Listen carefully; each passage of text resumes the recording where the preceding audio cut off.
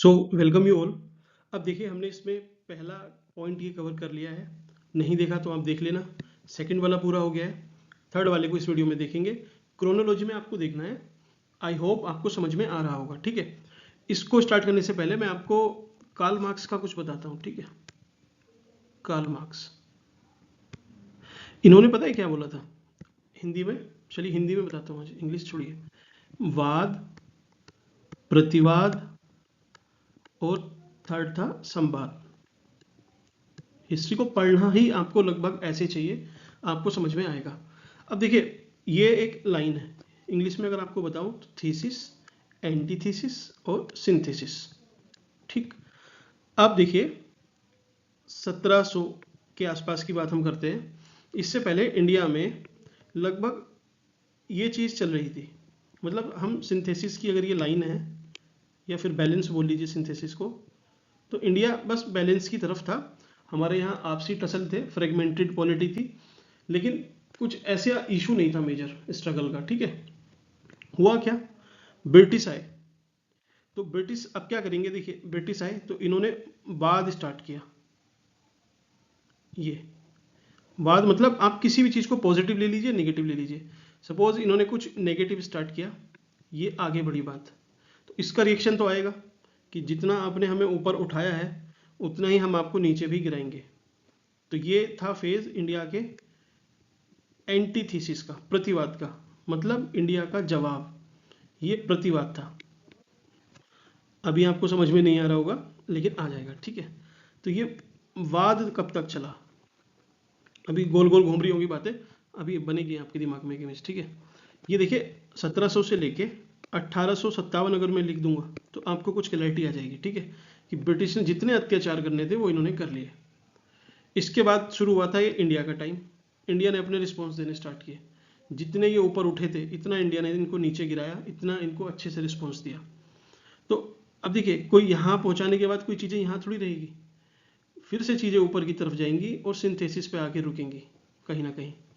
तो 1947 आप ले लीजिए, वो ये फेज था कि देखिए इन्होंने जो करना था बुरा ऊपर तक किया, जितना हम भी इनका बुरा कर सकते थे हमने किया, लेकिन अल्टीमेटली चीज़ें सिंथेसिस तक आ गई और जो एक व्यवस्था थी वो स्थापित हुई। भारत 1947 में आज़ाद हुआ। तो इस चीज़ से आप क्या समझे मुझे नहीं पता, लेकिन देखना ये जो फेज़ है और ये वाली जो फेज़ है, आप इसका सिलेबस देखो। वो मॉडर्न हिस्ट्री में क्या बोल रहा है कि 18th सेंचुरी से अंटिल प्रेजेंट, मतलब आज तक। तो आज तक मतलब पूरी हिस्ट्री आ गई। फिर ये अलग से क्यों दिया उसने फ्रीडम स्ट्रगल? वो इसी को दे देता ना, इसमें सब कुछ आगे देखिए अंटिल प्रेजेंट तक दे रखा है। तो आज तक तो मतलब हिस्ट्री 17th सेंचुरी से लेके अब तक मतलब सब कुछ आ गया।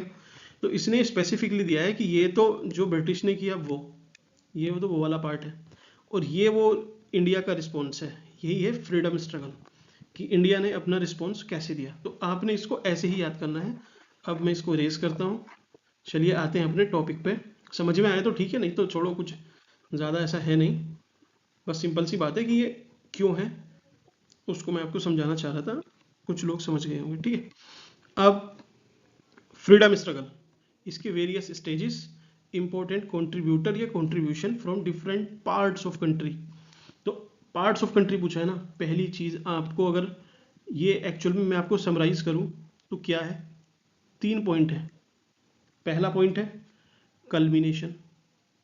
कल्मिनेशन लिखने में इसमें इशू है, स्पेलिंग में मत जाना। ठीक है, अगला है कंसोलिडेशन। कंसोलिडेशन, ठीक है, और तीसरा है रिएक्शन।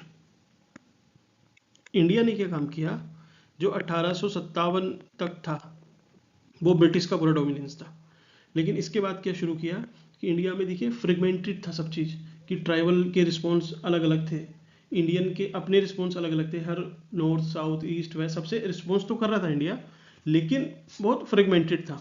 तो इनका इन रिस्पॉन्स का एक कल्मिनेशन होगा कहाँ पे जाके, आईएनसी बन जाएगी, इंडियन नेशनल कांग्रेस। ये क्या करेगी, जितनी भी छोटी छोटी विचारधाराएं, छोटी छोटी पार्टियां थी, वो सब आके लगभग इसमें मर्ज होगी। इसके बाद आपको कोई ऐसी बड़ी पार्टी देखने को नहीं मिली। तो इसने एकदम ये कल्बिनेशन था इन चीज़ों का। कंसोलिडेशन किस चीज़ का था? कंसोलिडेशन था पावर और आइडेंटिफिकेशन ऑफ एनिमी। हमने मतलब सब ने मिलके एक अपने कॉमन एनिमी को पहचान लिया। 1857 के बाद से 1947 तक यही फेज रहा, सब कुछ सबको पहचान लिया हमने कि ब्रिटिश के हाथ क्या थे। ड्रेन ऑफ वेल्थ की थ्योरी भी इसके बाद ही आएगी, 1857 के बाद ही। जितना भी काम होगा वो सब यहाँ होगा, क्योंकि हम कंसोलिडेट कर रहे थे अपनी पूरी आइडियोलॉजी को, ठीक है। थर्ड था हमारा रिएक्शन। हमारा रिएक्शन देखने को मिलेगा थ्रू वेरियस मूवमेंट, चाहे वो स्वदेशी हो, नॉन कोऑपरेशन हो, सिविल डिसोबीडियंस हो, क्विट इंडिया मूवमेंट हो, तो हम ये सारा हमारा रिएक्शन था। तो एक्चुअल में क्या है, आपको अगर मॉडर्न में भी फ्रीडम स्ट्रगल अगर आपको तैयार करना है तो आपको एक चीज़ ध्यान रखनी है, पहला इंडिया का मैप ड्रॉ करना, ये मस्ट है।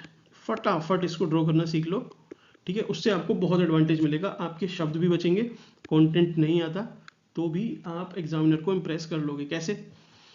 अब देखिए 1857 में मैं पूछूं आपको एक मैप ड्रॉ करना है, तो पॉइंट्स तो आप लिखोगे, लेकिन मैप कैसे कर लोगे? ये मैप आपका रेडीमेड है। आपने क्या करना है, यहाँ पे एक दो कॉलम बनाना, ये ठीक है, इसको ऐसे कर देना, शेड से बोल देना मोर, और यहाँ पे ऐसे हल्के हल्के पॉइंट कर देना, बोल देना लेस। अभी भी समझ में नहीं आया? तो 1857 का जो रिवोल्ट था वो कहाँ पे ज़्यादा डोमिनेट था, ऐसे हल्का हल्का रफ आइडिया दे दो, एग्जामिनर को भी नहीं पता कि कहाँ पे क्या बोल रहा है, ठीक है। और इधर हल्का हल्का ये पॉइंट वाइज कर दो, तो वो समझ गया। देखिए मोर मतलब ये, लेस मतलब यहाँ पे कहीं। आपने अपनी बात कन्वे कर दी और एग्जामिनर को एम्बिग्यूटी में डाल दिया आपने। वो आपको, चलिए मैं मानता हूँ आपको इसे देख के नंबर नहीं दे, लेकिन आपके नंबर काटेगा भी नहीं, और इस चीज़ से एग्जामिनर सच में इम्प्रेस होते हैं, ऐसा मेरा मानना है, एक्सपीरियंस भी है, ठीक है। तो आप इस पर रिलाई कर सकते हो, आप खुद लिखोगे तो आपको भी सही लगेगा। आप देखिए ये पूरा एक कॉपी का पेपर ही है, पेज है सॉरी। तो आप यहाँ तो आपने इंट्रो दिया, कुछ भी है जो क्वेश्चन पूछेगा, यहाँ आप पॉइंट लिख रहे हो, ठीक है। अब किसी ने यहाँ पे सपोज ये ड्रॉ नहीं किया, तो आप यहाँ तक पूरे लिखोगे, लेकिन अभी आपने ड्रॉ किया हुआ है तो यहाँ पे पॉइंट लिखते जा रहे हो विद एग्जाम्पल। तो ये एक प्रॉपर स्ट्रक्चर्ड आंसर आपको देखने में ही लग रहा होगा। तो हमें ऐसी चीज़ों को तैयार करना होता है। चलिए इसको मैं बने रहना देता हूँ। अब आपको समझाता हूँ कि आपको करना क्या है इसमें। बेसिकली इंडियन रिस्पॉन्स, बस इंडियन रिस्पॉन्स को आपने देखना है कैसे, कि 1885 आईएनसी बन चुकी है, ठीक है। यहां से लेके 1905 तक क्या होता है, इस पूरे टाइम पीरियड को आपने हल्का हल्का, जो मेन इवेंट है, जैसे बाल गंगाधर तिलक हुए, ठीक है, उन्होंने कुछ किया था पुणे महाराष्ट्र वगैरह में, ठीक है। और अपने सावरकर हैं, रिप्पन आएगा, रिपन नहीं सॉरी, कौन, कर्जन आएगा 1905 से पहले, कर्जन रहेगा उन 4-5 साल, तो उसकी क्या पॉलिसी रहेंगी। तो यहाँ से लेके आपको फेज वाइज करना है कि 1885 से 95 की एक फेज देख ली। अब 1905 से लेके आपको चलना है सीधे 1915 तक। इसमें क्या कि देखिए यहाँ से सूरत का जो स्प्लिट होगा वो होगा, मुस्लिम लीग बन जाएगी, ठीक है, मोरली मिंटो रिफॉर्म आ जाएंगे, ठीक है। अगला जो दिल्ली डिक्लेरेशन है, सॉरी आपकी कैपिटल शिफ्ट हो जाएगी दिल्ली में, दिल्ली दरबार लगता है 1911 में आई थिंक, ठीक है।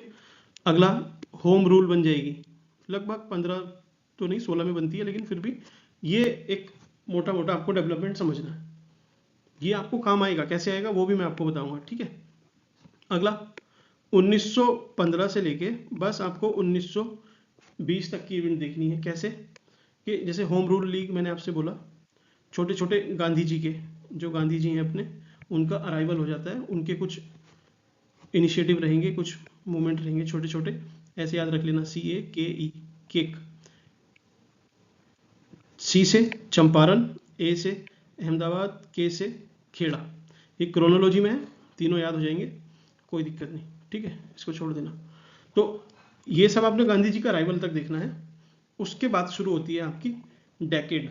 डेकेड कैसे, वो क्वेश्चन भी ऐसे ही पूछेगा कि 1920 से आपने 1930 का पूरा एक डेकेड तैयार किया कि इसमें क्या हमारा सोशो कल्चरल मूवमेंट चल रहा था, ठीक है, क्या आइडियोलॉजीज थी, रिवोल्यूशनरी आइडियोलॉजी थी, कौन कौन लोग थे, तो क्या क्या मूवमेंट रहे, ठीक है। तो आप इन सबको, सबने पढ़ा होगा, कोई अलग से आपको कुछ नहीं पढ़ना, जो प्री का पढ़ा है बस उसको रिवाइज करना है, उसको अच्छे से रिवाइज कर लेना, आपको ये यूज़ करना आएगा, मैं बताऊंगा कैसे, ठीक है। अगला 1930 से 1940, 10 साल का पीरियड है, आराम से कर लोगे। और 1940 से 47 48। ठीक, ये आपने मोटे मोटे डेकेड तैयार कर लिए। आप इसके बाद देखिए वो क्वेश्चन भी कैसे पूछेगा, वो यहीं से, जैसे सपोज हर डेकेड में आप देखना कुछ एक बड़ा इवेंट होगा, जैसे इससे लेके यहाँ तक स्वदेशी हो गया, यहाँ पे गांधी जी का अराइवल हो गया, या फिर आप पूछिए लखनऊ कॉन्फ्रेंस हो गई, लखनऊ सेशन था ना, हाँ लखनऊ सेशन ही था शायद 1916, अंबिका चरण मजूमदार ये इसके हेड थे, तो उसमें नहीं जाना, लेकिन हाँ एक इवेंट बड़ी थी। इसमें भी देखना 1920 में नॉन कोऑपरेशन मूवमेंट हो जाएगा, 1930 में हर, ये क्यों हो रहा है ये भी मैं आपको बताऊंगा, सिविल डिसोबीडियंस मूवमेंट। 1940 में अगस्त ऑफर आएगा, लेकिन मेन यहाँ से क्या था ना, हाँ डोमिनियन स्टेटस का था, लेकिन 1942 से अगस्त क्रांति स्टार्ट हो जाएगी, 1942 से। तो 47 पे देखिए क्या हुआ लास्ट में जाके, भारत आज़ाद हुआ। तो आप ये समझ रहे हैं कि ये क्यों मैंने आपको बताया ऐसे क्रोनोलॉजी में, क्योंकि ये क्या है ना, ये है कल्मिनेशन किसी भी चीज़ का।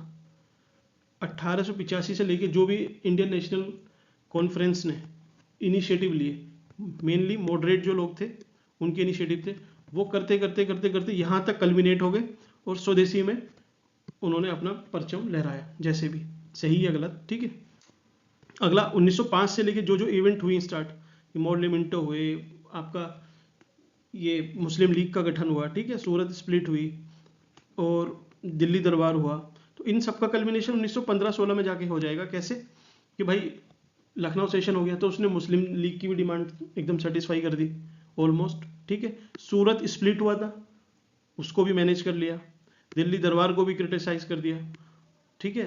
होम रूल लीग का भी कुछ हो गया था इसी में। तो आई होप आपको समझ में आ रहा होगा। अगला 1920 में क्या हुआ, इन 5 सालों में 1915 से लेकर 1920 तक जो भी हुआ, जो भी गांधी जी ने छोटे छोटे वो किए कैंपेन वगैरह, प्लस जो चंपारण सत्याग्रह किया, अहमदाबाद में किया, खेड़ा में किया, उन सबका कल्मिनेशन नॉन कोऑपरेशन मूवमेंट। ऐसी 1920 से लेके भगत सिंह, इन सबकी पूरी रिवोल्यूशनरी आइडियोलॉजी चलेगी, 1930 में जाके कल्मिनेट हो जाएगी सिविल डिसोबीडियंस मूवमेंट, ठीक है। तो आपने ऐसे चीज़ों को तैयार करना है।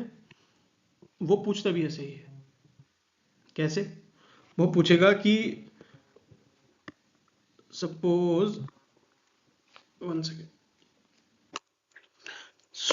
सो क्वेश्चन वो आपसे कुछ भी पूछ सकता है। सपोज उसने सिविल डिसोबीडियंस मूवमेंट पे पूछा कि what were the factor responsible behind the initiation of civil disobedience movement. तो आपको पता है कि 1930 में हुआ था, तो 1920 से लेके आप 1930 की ये सारी घटनाओं को पॉइंट वाइज मोल्ड कर करके, आपको पता है कि एचआरए बनी, तो आपको एचआरए तो आपका एग्जाम्पल हो गया, पॉइंट आपको बनाना है कैसे, कि राइज या formation of various ideological group या फिर ऑर्गेनाइजेशन, एग्जाम्पल एचआरए। तो आपको एग्जाम्पल जो आपने याद किए हुए हैं प्री के लिए, उसके पॉइंट सोच के बस लिख देने हैं, और एग्जाम्पल तो कोट करना ही है, आपके आराम से बन जाएगा। एक चीज मैं आपको और समझाना चाहता हूं, ठीक है। फॉर एग्जाम्पल कोई भी आपसे क्वेश्चन पूछा जाए, मुझे नहीं पता वो क्वेश्चन क्या है, वो XYZ है, ठीक है। तो आपने कुछ भी सोचोगे ना, पॉइंट तो आप सोचोगे, उस सपोज सिविल डिसोबीडियंस मूवमेंट या नॉन कोऑपरेशन मूवमेंट, इन सब पे पूछ लिया, या फिर क्विट इंडिया मूवमेंट, चलो इसी पे पूछ लिया, किसी पे भी, तो 1 2 3 4 5 इतने पॉइंट तो आप लिखोगे, 6 भी लिख सकते हो, 6 लिख देना, कोई दिक्कत नहीं है, डिपेंडिंग कि क्वेश्चन कितने मार्क्स का है। 10 मार्कर है तो 5 लिख दोगे, काम हो जाएगा, क्योंकि इंट्रो है आपका, कंक्लूजन है, 5 पॉइंट, ठीक है आपका। क्योंकि डायग्राम वगैरह भी ड्रॉ करना है ना, इसमें ग्राफ वगैरह बनाना है, मैं बता दूंगा आपको कैसे कैसे ड्रॉ करना है, ठीक है। तो बेसिक थिंग क्या है, आपको किसी भी इस इवेंट के बारे में आपको 1-2 पॉइंट तो आते होंगे, प्री के बारे में आपने पढ़ा होगा, प्री में तो पढ़ा होगा, तो आपको 2-3 पॉइंट तो आते हैं, सपोज 3 पॉइंट आते हैं। अब आपको एक पॉइंट ऐड करना है जो एकदम रेलिवेंट है, वो क्या है, वो है ग्लोबल डायमेंशन। समझ में नहीं आई बात, चलिए समझते हैं। जैसे नॉन कोऑपरेशन मूवमेंट, तो ग्लोबल लेवल पे उस टाइम पे क्या चल रहा था कि भाई वर्ल्ड वॉर 2 जस्ट खत्म हुआ था, या फिर रशिया में क्रांति हुई थी, तो समझ में आया। वो पूछ ले कि सिविल डिसोबीडियंस मूवमेंट, तो आप सोचो ग्लोबल पे क्या चल रहा था, कि अच्छा डिप्रेशन आया था, ग्लोबल रिसेशन आया था 1929 का, ठीक है।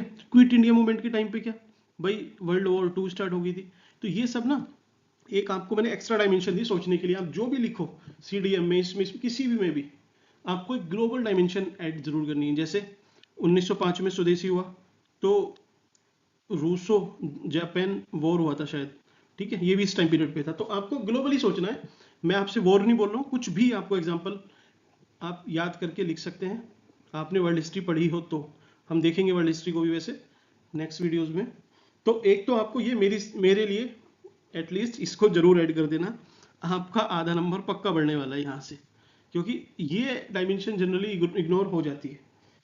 अगला एक चीज आपको लिखनी है कि जो भी पूछा जाए उसका, सपोज 1930 पूछा गया, तो उसका प्री और उसका पोस्ट, कि इसके पहले का एक चीज लिख देना इसी लाइन में, इसके बाद का कुछ लिख देना। समझ में नहीं आई बात? भाई 1930s में सिविल डिसोबीडियंस मूवमेंट हुआ, तो उसके पहले जस्ट पहले क्या आया होगा, कुछ नेहरू रिपोर्ट वगैरह, ये सब सीमेन कमीशन, इन सबको लिख सकते हो कि इन सबका एक कल्बिनेशन था ये 1930। और उसके रिस्पॉन्स में क्या हुआ कि भाई राउंड टेबल कॉन्फ्रेंस हुई, इरविन एक्ट हुआ, ठीक है, कांग्रेस की सरकारें भी बनी। तो यहाँ पे लॉन्ग टर्म भी लिख सकते हो कि जो अगस्त ऑफर लेके आई उसके लिए एक फैक्टर ये मूवमेंट भी रहा होगा। सब चीजें लिंक है आपस में। तो आपको ऐसे करके ये 2 पॉइंट तो मेरी साइड से ऐड कर देना, 3 आपको आते हैं, 5 छठा आपकी मर्जी है। मैं आपको सजेस्ट करूंगा आप आइडियोलॉजी जरूर लिखना। अगर क्वेश्चन वैसा डिमांड कर रहा है तो वैसे जरूरी नहीं है आइडियोलॉजी लिख देना कि उस टाइम पे क्या आइडियोलॉजी चल रही थी। क्योंकि देखिए कैपिटलिज्म और ये कम्युनिज्म, ये 2 ही आइडियोलॉजी थी, 2 ही आपको कोट करनी है। कोट करके आना आराम से, एक डायग्राम ड्रॉ करके आना, मैंने जैसे बोला है आपको, आपका अच्छा आंसर बन जाएगा। ठीक है, एटलीस्ट जो सबको नंबर मिल रहे हैं उतने तो मिलेंगे ही। आप अगर ये सही से ड्रॉ वगैरह करके आते हो तो आपको एडवांटेज ही रहेगा। ठीक है, तो अपने फर्स्ट सेकंड थर्ड ये वाले पार्ट पूरे हुए। अगले में देखते हैं पोस्ट इंडिपेंडेंस। ठीक है, सो थैंक यू।